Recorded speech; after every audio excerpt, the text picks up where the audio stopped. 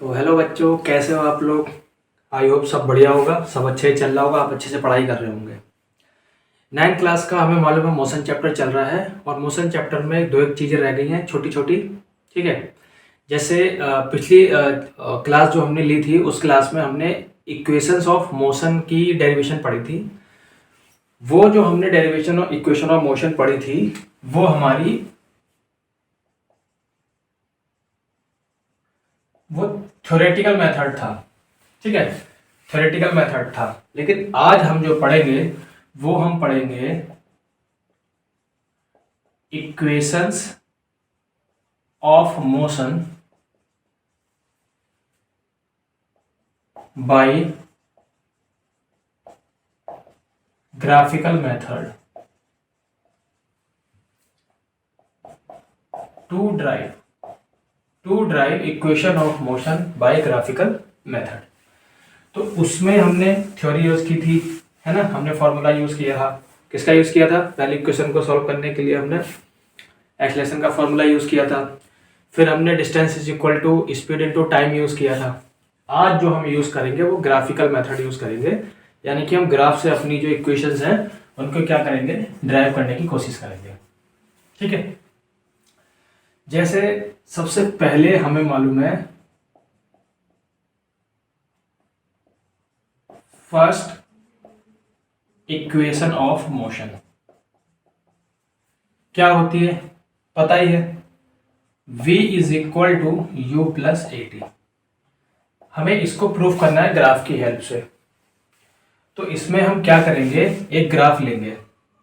उससे पहले कुछ चीजें समझ लो। जैसे मैं रिवाइंड करा देता हूं, जब हम ग्राफ पढ़ते हैं तो अगर हम वी टी ग्राफ की बात करें, v मतलब वेलोसिटी टाइम ग्राफ, तो वेलोसिटी टाइम ग्राफ का जो स्लोप होता है वो हमें क्या देता है, एक्सेलरेशन देता है ना। और area under VT graph gives distance. ये दो चीजें याद रखनी है। एक तो स्लोप जो होता है वीटी ग्राफ का वो क्या देता है, एक्सेलरेशन देता है। क्या देता है? एक्सेलरेशन देता है। और area under the VT time graph क्या देता है, डिस्टेंस देता है। हम इन्हीं का यूज करेंगे। सही है। चलिए, इतनी चीज आपको पता चल गई। अब मैं इसको इरेज करके पहले मैं ग्राफ बना देता हूं। तो जैसे मान लीजिए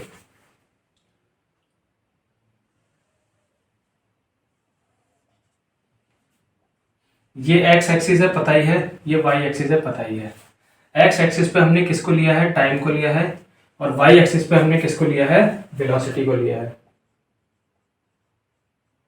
किसको लिया है, वेलोसिटी को लिया है। यहां पर हम डिस्टेंस टाइम ग्राफ इसलिए नहीं ले रहे हैं क्योंकि डिस्टेंस टाइम ग्राफ से हमें वेलोसिटी तो मिल जाएगी स्लोप निकाल के, लेकिन एक्सेलरेशन नहीं मिलेगा। मैंने बताया था ना, डिस्टेंस टाइम ग्राफ की अगर स्लोप लोगे आप तो आपको क्या मिलेगा, वेलोसिटी मिलेगी। लेकिन यहाँ पर क्या है, यहाँ पर अगर मैं इसका स्लोप निकाल लूंगा तो मुझे एक्सेलरेशन मिल जाएगा। और अगर इन दोनों ग्राफ का मतलब वीटी ग्राफ का मैं अगर एरिया निकाल लूंगा तो डिस्टेंस मिल जाएगी। यहाँ से मुझे दोनों चीजें मिल जाएंगी। तो वेलोसिटी तो हमारे पास ऑलरेडी है ही है, टाइम भी हमारे पास ऑलरेडी है। अगर मैं इसका स्लोप निकालूंगा तो क्या मिल जाएगी, एक्सेलरेशन मिल जाएगी। और अगर इसका एरिया निकाल लूंगा तो क्या मिल जाएगी, डिस्टेंस मिल जाएगी। तो हम ये वाला ग्राफ यूज करेंगे, वीटी टाइम ग्राफ, मतलब वीटी ग्राफ यानी कि वेलोसिटी टाइम ग्राफ। अब मान लीजिए इसको वेलोसिटी को मैं थोड़ा हटा के लिख देता हूं, वरना फिर ये दिक्कत करेगा।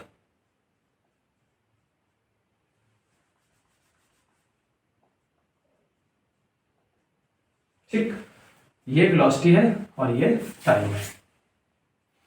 ये ओरिजिन है, इसका नाम 0 रख दिया। यहां पर हम कौन सा केस ले रहे हैं, हम केस लेंगे वो वाला कि हमारा ऑब्जेक्ट ऑलरेडी कुछ ना कुछ initial position, initial velocity attain करे हुए है। मतलब जब भी हमने उस ऑब्जेक्ट को लिया है तो वो अपनी कुछ ना कुछ इनिशियल वेलोसिटी पर है। तो मतलब कि मान लीजिए उसकी इनिशियल वेलोसिटी ये है और यहां से हमारा ग्राफ ऐसे चला वेलोसिटी का और यहां तक गया, यानी कि उसने कुछ वेलोसिटी, उसकी ऑलरेडी वेलोसिटी थी और उसकी ये फाइनल वेलोसिटी हो गई। ठीक है भाई, वो जो वेलोसिटी फाइनल पोजीशन पे होती है वो फाइनल वेलोसिटी होती है। जो वेलोसिटी इनिशियल पोजीशन पे होती है वो इनिशियल वेलोसिटी होती है। उसकी कुछ ना कुछ इनिशियल वेलोसिटी थी। क्या इनिशियल वेलोसिटी है? ये इनिशियल वेलोसिटी है। ये है 0। इसका नाम रख लो a और इसका नाम रख लो b। ठीक है, यहां पर उसकी कुछ ना कुछ इनिशियल वेलोसिटी है, यानी कि ये क्या हो गई आपकी OA। OA क्या हो गई आपकी U हो गई।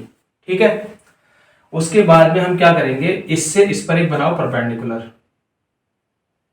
क्योंकि हमें इसका एरिया भी निकालना है ना, तो परपेंडिकुलर तो बनाना पड़ेगा। ये परपेंडिकुलर बना लिया। ठीक है, इसका नाम रख लो OAB, इसका नाम रख लो C। ठीक है, और यहां से इसके पैरेलल एक लाइन खींच लो।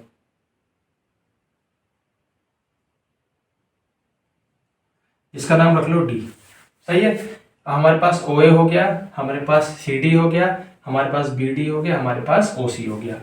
जितना ये OC होगा उतना ही AD होगा, क्योंकि ये 90 डिग्री है, ये आपस में पैरेलल है, तो ये क्या बन गया, रेक्टेंगल बन गया। तो ये भी आपका क्या हो गया, T हो गया। ठीक है, ये आपकी क्या हो गई, यहां तक फाइनल वेलोसिटी हो गई। भाई 0 थी, पहले 0 थी, ये कुछ ना कुछ इनिशियल वेलोसिटी थी U, और ये क्या हो गई, फाइनल वेलोसिटी हो गई। तो ये आपका कितना हो गया, फाइनल वेलोसिटी V हो गया। ठीक है, तो मैं यहां पर पहले लिख देता हूं, OA हमारा U हो गया। अगर OA हमारा U है तो हमारा CD भी कितना हो गया, U हो गया। देख लो, ये क्या है, रेक्टेंगल है, अपोजिट साइड इक्वल होंगी, तो उस हिसाब से इसी के इक्वल लिख दो DC, या फिर ऐसे लिख दो OA is equal to DC is equal to U। ठीक है, ऐसे ही जितना OC हो गया उतना ही AD हो गया। OC is equal to AD is equal to T। सही है, और BC कितना हो गया, या C भी लिख दो इसको, कितना हो गया, V हो गया। इतनी चीज हमें पता चल गई। ठीक है, चलिए अब हमें क्या करना है, फर्स्ट इक्वेशन ऑफ मोशन निकालना है। ठीक है, तो फर्स्ट इक्वेशन ऑफ मोशन हमारा क्या होता है, V is equal to U plus AT होता है, यानी कि फाइनल वेलोसिटी। ठीक है, तो अगर हम फाइनल वेलोसिटी देखें तो हमारी फाइनल वेलोसिटी क्या है, CV है या BC है। VC इज इक्वल टू, ठीक है, अब BC को हम लिख सकते हैं BD प्लस DC। देखो, BC को हम लिख सकते हैं BD प्लस DC, तो ये हो गया BD प्लस DC। ठीक है, BC हमें पता ही है V है। देखो BD हमें कहीं पर दे रखा है क्या, BD नहीं है हमारे पास, ये BD हमारे पास नहीं है। हमारे पास क्या है, DC है। DC कितना है, U, तो इसको लिख दो BD प्लस U। सही, अब हमारे पास प्रॉब्लम क्या है, अगर इक्वेशन देखें तो V is equal to U plus AT होता है। हमारे पास V आ गया, हमारे पास U आ गया, हमारे पास AT नहीं है। हमें ये AT लाना है, और हमारी जो BD की वैल्यू आएगी वो AT आएगी। तो कैसे करेंगे, देखो हमें मालूम है कि हमें एक्सेलरेशन कैसे मिलता है, हमें इसका स्लोप निकाल के एक्सेलरेशन मिल जाएगा। तो हम लिखेंगे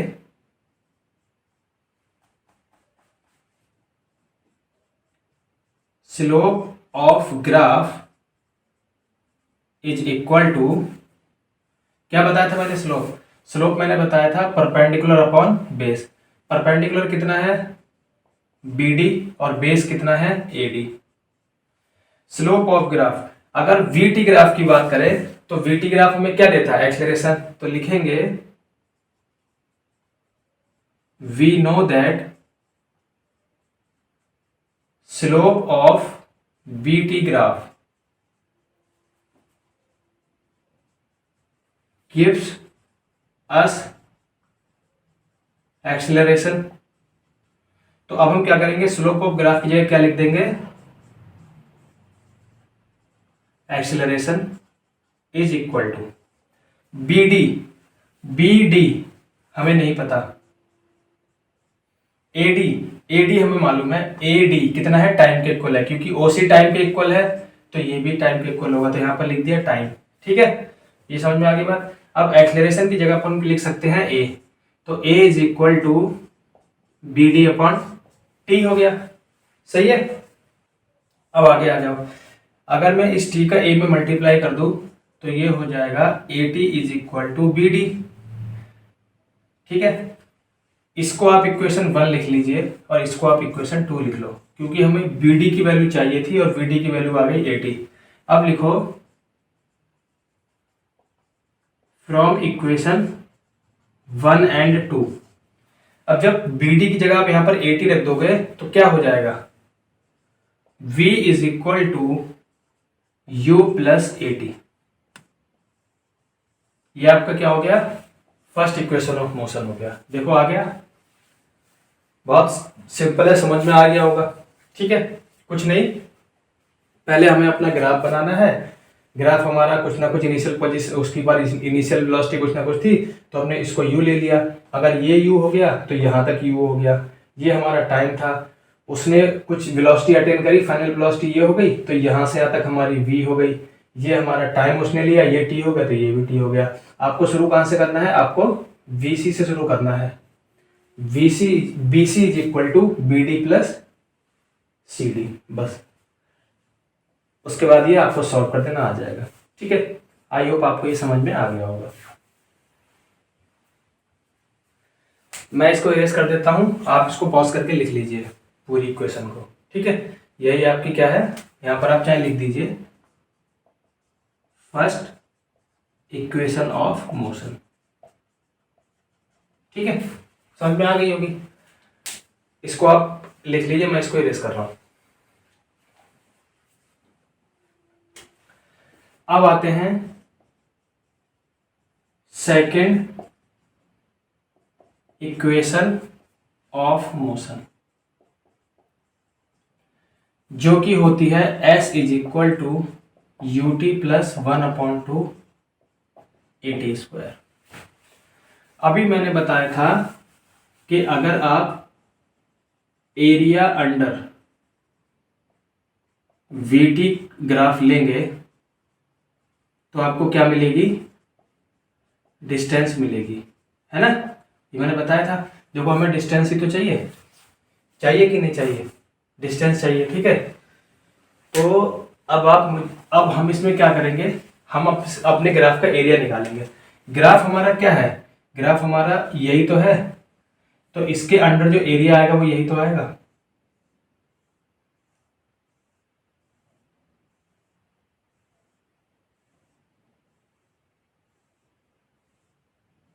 है ना। अगर मैं इसको घुमा के बना लूं तो ये फिगर देखो ऐसे करके बन रही है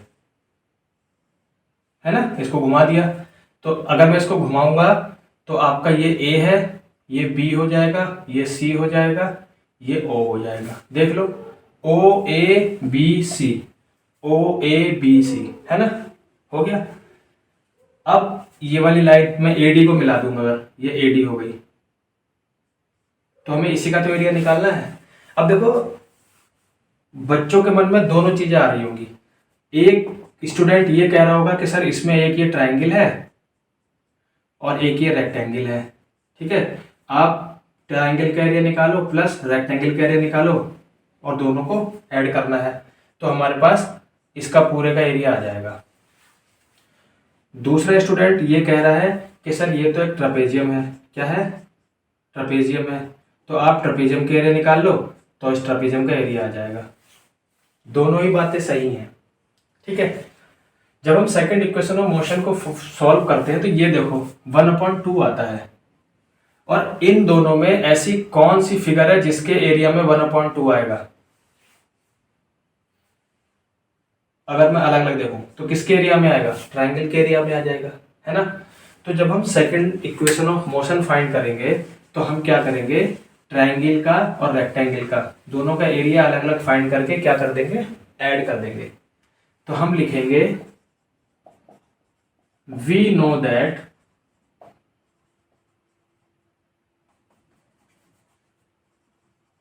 area under VT graph gives us distance। तो अब हम लिखेंगे area of O A B C, area of O A B C is equal to area of rectangle O A D C, O A D C plus area of triangle A B D, area of triangle A B D. हमें मालूम है, ठीक है, कि rectangle का area क्या होता है, बेस इंटू हाइट होता है या एल इंटू बी होता है। तो यहाँ पर एल क्या है, ओ सी, और हाइट क्या है, या फिर एल इंटू बी, बी क्या है, सी डी, ठीक है, प्लस हमें मालूम है एरिया ऑफ ट्राइंगल होता है 1/2 बेस इंटू हाइट। तो यहाँ पर बेस क्या है, ए डी, और हाइट क्या है, बी डी। अभी वैल्यू पुट करो, ओसी, ओसी क्या है, टी है, सी डी क्या है, यू है, प्लस 1/2 इंटू ए डी क्या है, टी है, और बी डी क्या है, बी डी हमें नहीं पता, बी डी हमें नहीं पता। अच्छा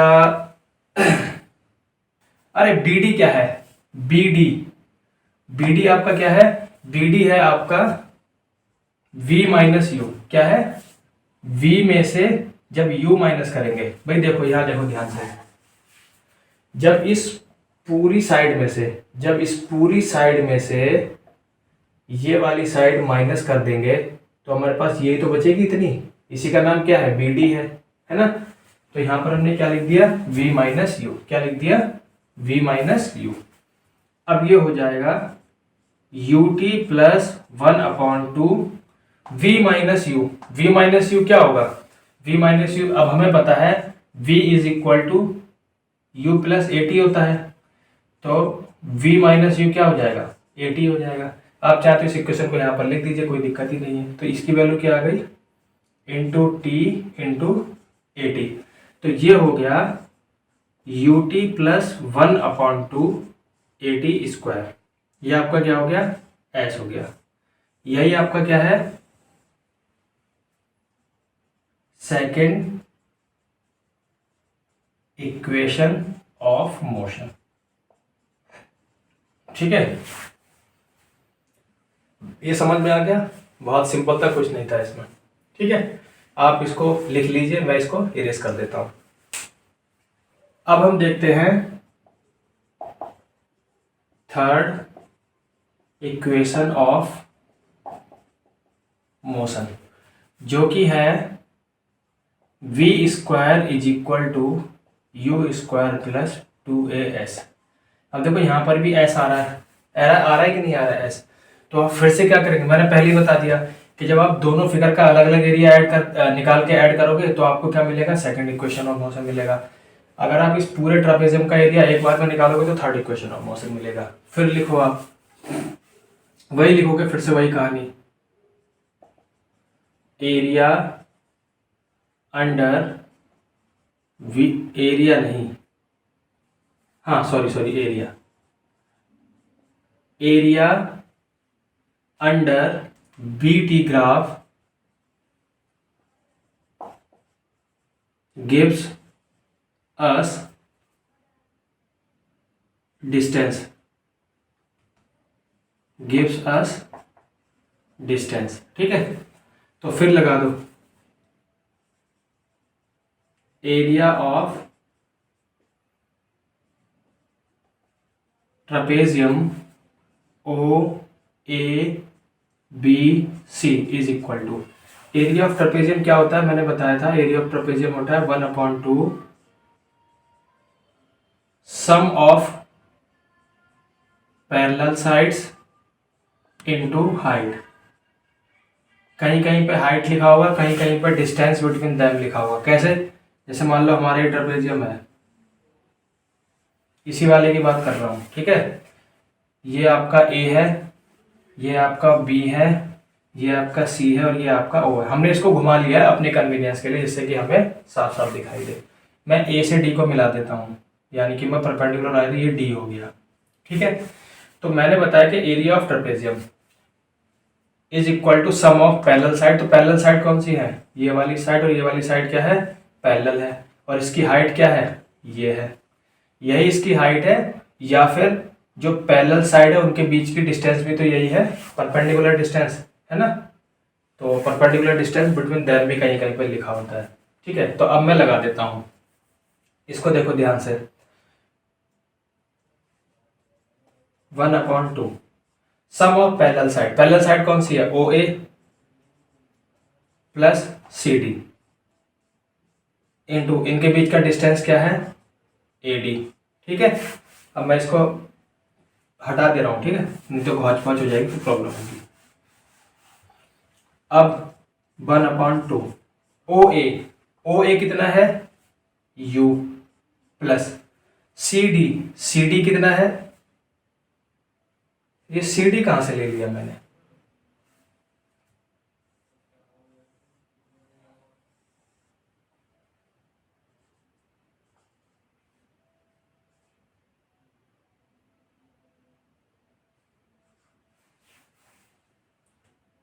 पैरेलल साइड आपकी कितनी है? पैरेलल साइड आपकी ओ ए प्लस सी बी है। सॉरी, ये क्या है? सी बी है। ठीक है, अब मैं इसको इरेज कर देता हूं। तो सी बी कितना है बेटा? सी बी कितना है? वी है, वी ले लिया इंटू ए डी कितना है? टी है।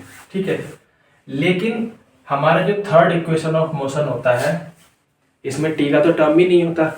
अब हम इस टी का क्या करें? तो प्रॉब्लम हो गई। फिर वही चीज करेंगे जैसे वहां किया था।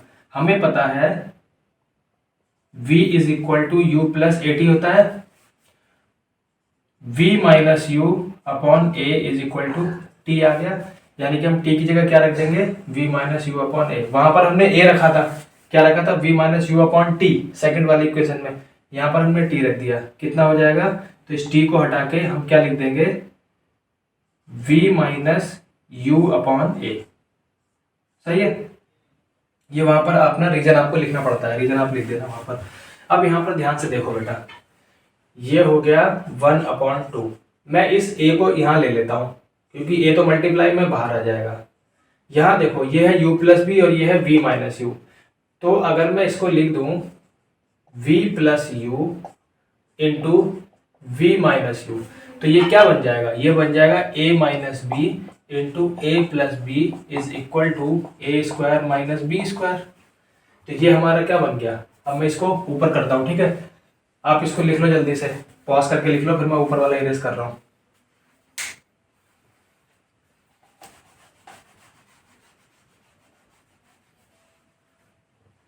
तो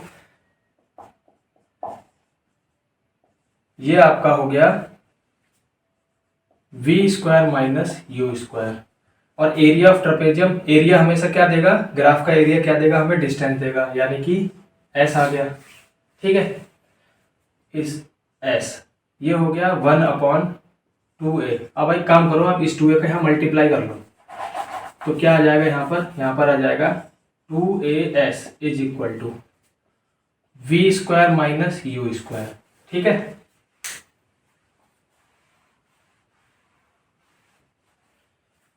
अब आप इस वी स्क्वायर को यहीं रहने दो, इसको उठा के इधर ले आओ, तो ये हो जाएगा V square is equal to U square plus 2as।